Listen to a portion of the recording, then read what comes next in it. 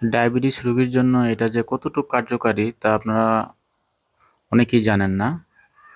১৯৯০ শতকের সময় এটা খাবার এবং চাষ অনেক ছিল, কিন্তু দিনের পর দিন এটা কিন্তু আর চাষ হচ্ছে না। তো আমরা এই গাছটার সম্বন্ধে আমরা কিন্তু অনেকেই, এই প্রজন্ম যারা, তারা কিন্তু অনেকে চিনিই না যে এটা কি গাছ, বা এই গাছটা যদি দেখান কাউকে, সে বলতেই পারবে না।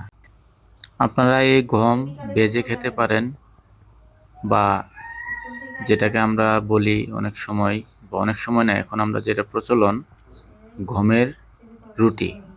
এখন কিন্তু আমরা গমের রুটি পাই না, দেখিও না। তো যাই হোক, তো আমরা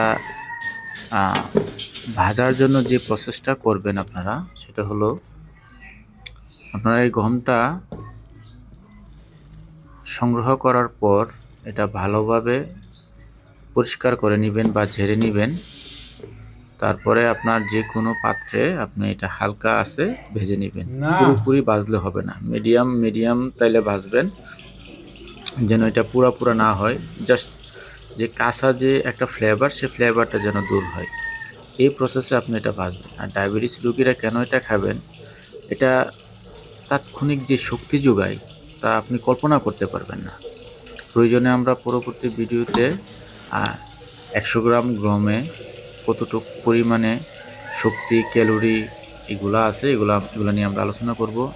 আরেকটা ভালো কথা হলো, যাদের পেট ফাঁপা বা পেটে গ্যাস হয়, হজম শক্তি কম, কোষ্ঠকাঠিন্য, এটা 100%-এর উপরে বলবো কার্যকারিতা। আপনি তিন ৩ মুঠ খান ২ বেলায়, দেখবেন যে আপনার পায়খানা একদম পরিষ্কার হয়ে যাবে, পেটে কখনো গ্যাস জমবে না, আর শক্তি তো আছেই। এটা খাওয়ার পরে তাৎক্ষণিক যে একটা শক্তি দিবে, এই শক্তিটা আপনি কল্পনা করতে পারবেন না। ভাজার পরে আমরা যে প্রসেসটা করবেন, সেটা আপনি যে কোনো একটা গামছা বা যে কোনো তোয়ালে অথবা যে কোনো কাপড়ে, পরিষ্কার কাপড়ে আপনারা এটা এইভাবে নিবেন।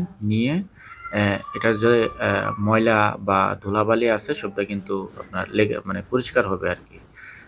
তারপরেও আমরা অনেক প্রসেস করেই আমরা এই প্রসেসে আসছি।